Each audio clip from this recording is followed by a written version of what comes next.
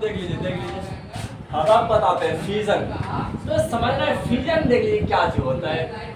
तो अभी तुरंत तुम लोग को आउट किए हैं कि फ्यूजन में क्या होता है, हैवी न्यूक्लियस टूटता है और लाइटर न्यूक्लियस बनाता है, हल्का न्यूक्लियस बनाता है और large amount of energy release करता है ना रे। तो क्योंकि हैवी न्यूक्लियस का जो बाइंडिंग है जिस पर न्यूक्लियन होता है वो थोड़ा सा इस प्रोसेस में कम होता है और लाइट न्यूक्लियस में जो टूटता है उसका ज्यादा होता है, इसलिए क्या होता है एनर्जी रिलीज होता है कि नहीं। तो यही प्रोसेस होता है किसमें, फ्यूजन में। हाँ देख लीजिए, तो बता देते हैं आज की कहानी। चलो फ्यूजन पर ही आज की कहानी रही, फ्यूजन पर ही आज की कहानी रही। बात को समझ रहा है। हाँ देखिए फ्यूजन में क्या होता है, हैवी न्यूक्लियस, जनरली यूरेनियम भी इसमें पार्टिसिपेट करते हैं कि नहीं। हैवी न्यूक्लियस बच्चों वो टूटते हैं, ब्रेक्स करते हैं और लाइटर न्यूक्लियस बनाता है, तो हल्का वाला न्यूक्लियस बनाता है कि चाहे वो न्यूट्रॉन को रिलीज करे या तो हीलियम को रिलीज करे, किसी को रिलीज कर सकता है कि नहीं। तो उसको रिलीज करके क्या करते हैं, वो लाइटर न्यूक्लियस बनाता है। तो जिसका बाइंडिंग एनर्जी पर न्यूट्रॉन क्या रहे, ज्यादा रहे, क्या रहे, ज्यादा रहे। और वो भी फिर टूटते हैं अपने से ज्यादा, वो भी टूटते हैं अपने से ज्यादा में। ऐसे इस प्रकार से करते करते ये प्रोसेस चलते रहता है बहुत ज्यादा। हाँ और न्यूक्लियस भी जो डीके कर रहा है उतना फास्ट डीके थोड़े ना कर जाता है बच्चों। अगर एक एक प्रोटॉन अगर एक इलेक्ट्रॉन को निकालते रहेंगे, इलेक्ट्रॉन की मात्रा कम होता है, बहुत ज़्यादा होता है, बहुत ज़्यादा है ना रे। तो अगर मान के चलो कि हम बहुत, जैसे हमारा हिरोशिमा नागासाकी पर इतना बड़ा बम को वो नीचे में डाल दिए थे, तो उसमें हर एलिमेंट के साथ रेडियो एक्टिविटी हो रहा था है कि नहीं, तो डीके हो रहा था, रेडिएशन बाहर निकल रहे थे। तो अभी भी प्रोसेस मेंटेन है कि नहीं। तो अभी भी क्या कहते हैं, पॉपुलेशन डिस्टर्ब चल रहा है, वो उतना बैलेंस नहीं हो सका है कि कुछ डेथ रेट ज़्यादा है बर्थ रेट के कंपेरिजन में। तो समझ देख लीजिए। हाँ तो आपका अगर सर्च करोगे तो दोनों को पता है कि जब पहले कि जापान का जो डेथ रेट है ना वो कुछ ज़्यादा है, डेथ रेट ज़्यादा है बर्थ रेट के कंपेरिजन में। इसके चलते वहाँ का पॉपुलेशन अनस्टेबल है। तो वो अगर दूसरा देश से ट्रांसफर ना हो तो धीरे धीरे वो पॉपुलेशन एक्सीड कर सकता है, वहाँ खत्म हो जाएगा। कुछ सुधार नहीं आ पा रहे, बल्कि साइंटिस्ट हर तरफ से प्रयास कर रहा है, पानी भी प्योर मिल रहा है, आपका हवा में मेरियम हाई प्योरिटी पाया जा रहा है, लेकिन इसका रीजन पता नहीं चल रहा है। तो रीजन तो सिर्फ एक ही है, वही रेडियो एक्टिविटी वाला जो घटना हुआ था, सबका तो एम उसी पर जाते हैं कि वही पॉपुलेशन को डिस्टर्ब कर दिया। हाँ देखिए हम तो देखे थे उस दिन, अरे बहुत से पूरा दुनिया से वहाँ पर इंसान लोग आते हैं उन लोगों को दिलासा दिलाने के लिए कि आप लोग सही से रहिए। और जानते हो जिस जगह पर बम गिराए गए थे वहाँ पर एक गार्डन बनाया गया, गार्डन। उस गार्डन में पूरा दुनिया का इंसान, एक कंट्री का नहीं पूरा दुनिया का, अमेरिका वाले, इंग्लैंड वाले, हर देश जो गिराए थे वो भी, तो वो सब आ करके एक एक पौधा लगा वहाँ पर जो भी विजिट करते हैं और साथ में वो क्या एक पौधा को लेकर के जाते हैं और जाकर के उस गार्डन में जाकर पौधा लगा ताकि जापान हरा भरा रहे, अच्छे ढंग से रहे। एक प्रकार का रीति रिवाज वहाँ मनाते हैं उसके चारों ओर में। वहाँ पर पौधा लगाया जाता है और उस गार्डन में देखोगे तो वो अलग अलग पौधा है, किस कंट्री वाले का पौधा उसमें नाम लिख देता है कि ये क्या कहते हैं हम अमेरिका की तरफ से आप लोग कर रहे हैं, कंट्रीब्यूशन कर रहे हैं, और इंडिया की तरफ से, जापान है क्या, नेपाल की तरफ से, फ्रांस की तरफ से, बट दुनिया के इंसान वहाँ जाते हैं। हाँ तो और जिस बिल्डिंग पर गिराया गया था उसको तो सुरक्षित रखा है एक निशानी के लिए कि कैसा वो बर्बादी हुआ था। तो है ना रे, जैसे बहुत सारे कंकाल को भी, ह्यूमन स्केलेटन को भी रखा है बचा करके दिखाने के लिए। तो इस प्रकार से हुआ था कुछ है वो डायजेस्टर्स मूवमेंट, वो बच्चों विनाशकारी वाला क्षण तो कुछ गजब ही था है कि नहीं। सिर्फ बच्चों हाई टेम्परेचर की चलते कि न्यूक्लियर फ्यूजन के दौरान ना जो एनर्जी बाहर निकलते हैं वो हीट के फॉर्म में निकलते, हीट के फॉर्म में। तो मानो जानते कोई सूरज जमीन पर गिर गया, ऐसा टेम्परेचर अचानक से हाई हो गया, इतना ज्यादा हाई टेम्परेचर जिसके चलते इंसान उस गर्मी के चलते तरफ के मर गए। बहुत सब तो उसी क्षण चले गए, लेकिन बहुत सब जब पॉपुलेशन उस हीट को नहीं बर्दाश्त कर सकते। तो समझ रहे अब जब फ्यूजन में ऐसे होता है, देखिए इस प्रोसेस में क्या होता है देख लीजिए। इस प्रोसेस में होता क्या है, इन दिस प्रोसेस में याद रखना बच्चे हैवी न्यूक्लियस होता है, हैवी न्यूक्लियस देख लीजिए। इस प्रोसेस में क्या होता है, हैवी न्यूक्लियस, तो हैवी न्यूक्लियस जो भारी न्यूक्लियस होता है कि उसी में डीके होता है, उसी में डीके होता है। हाँ देख लीजिए अंडरगो डीके, जिसमें क्या होता है, डीके होता है, हैवी न्यूक्लियस में डीके होता है एंड फॉर्म, समझना है बात को, एंड फॉर्म लाइटर न्यूक्ली। देख लीजिए लाइटर का मतलब हल्का होता है, लाइटर को जलाने वाला नहीं है। देखिए लाइटर न्यूक्ली में वो फॉर्म करते हैं ब्रेक करके, तो डीके होकर के लाइटर न्यूक्ली बनाते हैं। हाँ और इसका जो बाइंडिंग एनर्जी पर न्यूक्लियन होता है वो क्या होता है, हाई होता है, high binding energy per nucleon, high binding energy per nucleon. ये सब बात को याद रखना है।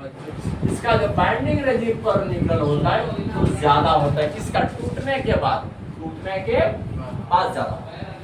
और हम लोग क्या जानते हैं बोल दीजिए कि अगर न्यूक्लियस का मास, समझ ना बात, अरे याद मान दो बच्चों, अगर न्यूक्लियस का मास 30 से 170 के बीच रहे, कहाँ से कहा, 30 से 170, देख लीजिए। अगर हम आपको यह बात बता दें, अगर 30 से, देख लीजिए, अगर 30 से मास नंबर ज्यादा रहे और 170 से कम रहे, तो इसके बीच का जो बाइंडिंग एनर्जी पर न्यूक्लियन होता है अप्रॉक्स कांस्टेंट होता है। क्या होता है, कांस्टेंट होता है। इसका जो बाइंडिंग एनर्जी पर न्यूक्लियन होता है अप्रॉक्स 8 मेगा इलेक्ट्रॉन वोल्ट होता है, मतलब 8.75 होता है ना, तो उसमें अप्रॉक्स 8 मेगा इलेक्ट्रॉन वोल्ट बोल सकते हो, तो इतना होता है। हाँ तो अगर इससे लाइटर होगा तो उनका भी 8 से कम ही होगा, और 170 से ज्यादा होगा तो इसका भी इनसे कम ही होगा। हाँ देख लीजिए, क्योंकि अगर ये नहीं होता ना तो ये फ्यूजन और फ्यूजन नहीं होता। एक में जुड़ने के बाद इसमें एनर्जी निकलता है और एक में टूटने के बाद निकलता है कि नहीं। तो चलो अब बताते हैं इसमें क्या होता है। देख लीजिए कि आपको हम एक एग्जांपल लेकर के समझा रहे हैं, let us take an example. तो चलो अच्छा एक एग्जांपल लेते हैं कि कैसे ये बम्बार्डिंग होता है कि न्यूट्रॉन, और जो अक्सर होता है ना बम्बार्डिंग, वो न्यूट्रॉन बम्बार्डिंग करते हैं, इस पर बच्चों कौन करते हैं, न्यूट्रॉन। न्यूट्रॉन से जैसे बम्बार्डिंग करते हैं तो उसका जो होता है डीके शुरू हो जाता है, डीके प्रोसेस शुरू हो जाता है, तो टूटना शुरू हो जाता है। कि जैसे अगर मान के चलो कि हाँ तो किसी एटम बम से या तो फिर कोई न्यूक्लियर वाला पार्टिकल से एनर्जी निकालना रहे, तो पहले न्यूट्रॉन का बम्बार्डिंग क्या है, न्यूट्रॉन का बम्बार्डिंग। हाँ तो बहुत अच्छा, हमारे एनसीईआरटी में बहुत अच्छा प्रोसेस है। देख लीजिए चलो हम एक एग्जांपल के द्वारा समझा रहे हैं, एक एग्जांपल के द्वारा। हाँ देखिए पहले ये जो यूरेनियम होता है, यूरेनियम इसको रेडियोएक्टिव एलिमेंट कहा गया है कि नहीं। और 92 में ये होता है, देख लीजिए इसका मास नंबर 235। तो ये सबका जो हाई आइसोटॉप होगा कुछ भी लेकर चलेगा, है कि नहीं। जानते हो जैसे ही यूरेनियम पर बच्चों न्यूट्रॉन का बम्बार्डिंग क्या रहता है, किसका, न्यूट्रॉन का बम्बार्डिंग क्या रहता है, तो ये कुछ हैवी न्यूक्लियस बन जाता है। पहले जानते हो, देख लीजिए पहले अब वो एक बात बोल देते हैं, अगर कोई मेढक अगर फटना चाहे ना, वो सिकुड़ करके नहीं फट सकता है, ऐसे फैलते जाएगा, फुलाते जाएगा, फुलाते जाएगा, फुलाते जाएगा, फट जाएगा, आई भी नहीं, तो तब एनर्जी रिलीज होगा। तो समझना वैसे ही यूरेनियम क्या होता है, तो न्यूट्रॉन का जैसे बम्बार्डिंग होता है, तो यहाँ पर 235 है, या कुछ दूसरा आइसोटॉप 236 वाला बचा है। हाँ एक न्यूट्रॉन इसमें जुड़ जाते हैं और इसका मास नंबर कितना हो जाता है, 236 हो जाता है। इसके बाद लेकिन यहाँ पर तो इस पर तो चार्ट वो सब कोई चार्ट होता नहीं है, तो इस प्रोटॉन के नंबर पर कोई परिवर्तन नहीं होता है। फिर जैसे ये हैवी न्यूक्लियस बनता है, इसके बाद ये डीके होना शुरू हो जाता है। और तो डीके जैसे हो जाएगा कि जैसे कि मान के आपका बेरियम बन जाता है, और आपका क्या कहते हैं क्रिप्टॉन बन जाता है, और आपका न्यूट्रॉन जो क्या बम्बार्डिंग किए थे वो निकल जाता है। इस तरह का डीके होता है, समझ रहे हैं, इस तरह का डीके होता है। बोलोगे सर क्या सिर्फ यही निकलता है, नहीं, रिएक्शन तो हर डायरेक्शन में चलता है और अलग अलग ढंग से चलता है। बच्चों यही यूरेनियम समझना है, देख लीजिए बिल्कुल सेम टू सेम 90 टू 235 वाला। अगर जब यूरेनियम 92 और 236 में बदल जाए, ये डीके होकर सिर्फ यही, अरे बच्चे जाने दो, डीके होकर सिर्फ यही नहीं बनाते, हाँ, तो बल्कि क्या कहते हैं आपका एंटीमनी भी बनाते हैं, इसके बाद नियोबियम भी बनाते हैं और न्यूट्रॉन निकालते हैं। तो ध्यान दो बच्चों, देख लीजिए इन सब न्यूक्लियर में भी टूटता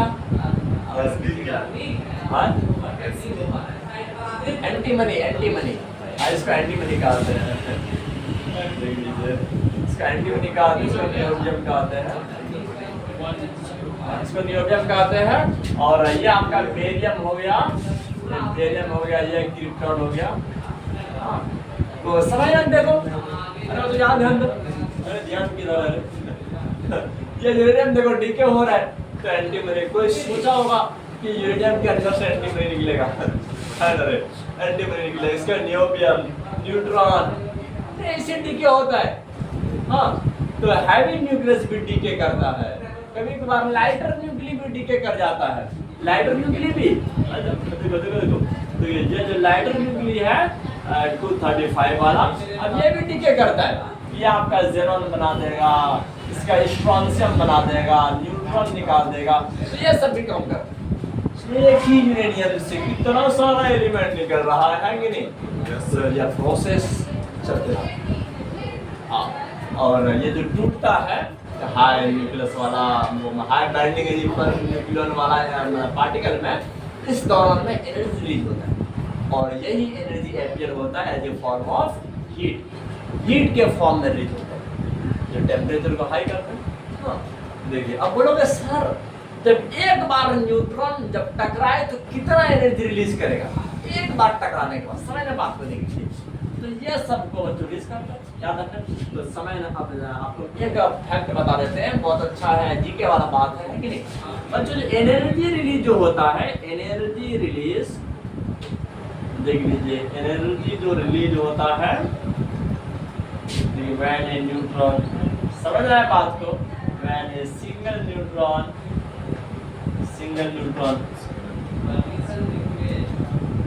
देखिए तो समझना है बम्बार्ड,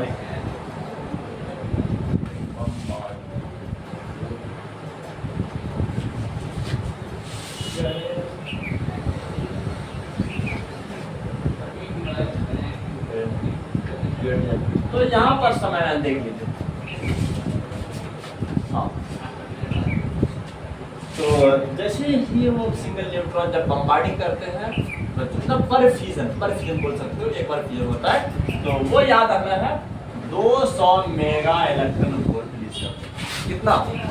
200 मेगा इलेक्ट्रॉन वोल्ट, कितना रिलीज करते बोलो? 200 मेगा। हाँ, तो अब थोड़ा सा हम एक बात और बताना चाहते हैं। देखिए अगर मान के चलो अगर किसी का मास नंबर 240 कितना है, 240, समझ ना बात को। देखिए हम एक एक करके सारे प्रोसेस बताएंगे। अगर किसी का मास नंबर मान के देख लीजिए, इसको मिटा देते हैं, देखिए अगर ले लेते हैं। हाँ, तो चलो एक हम क्या और एग्जांपल ले लेते हैं। देखिए समझना बात को कि कैसे एनर्जी रिलीज होता है, इस बात को समझना होता है। देखिए अरे याद है, देखिए अगर मान के चलो कि किसी का मास नंबर 240 कितना है, 240, तो इसका तो बाइंडिंग एनर्जी पर न्यूट्रॉन बहुत कम हो।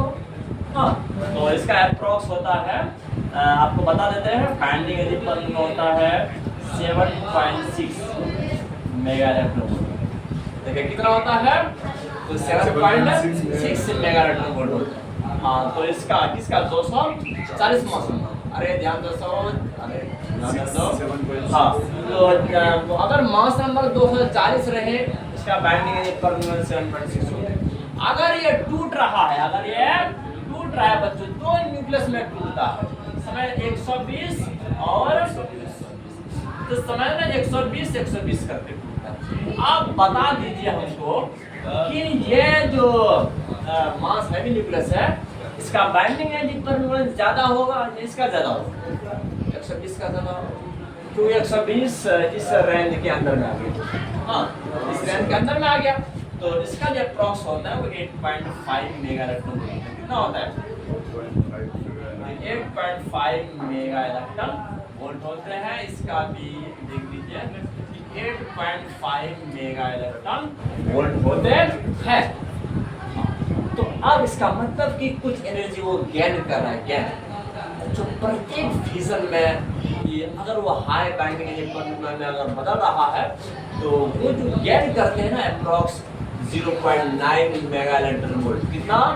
0.9 मेगा इलेक्ट्रॉन वोल्ट। इतना एनर्जी को गेन करने के बाद तो चलो आप ध्यान दो देखिए, आपको हम कुछ इंपॉर्टेंट फैक्ट यहाँ पर भी दिखा सकते हैं। हाँ देखिए, कोई यहाँ पर गंदा जगह नहीं है, अच्छा जगह है ना।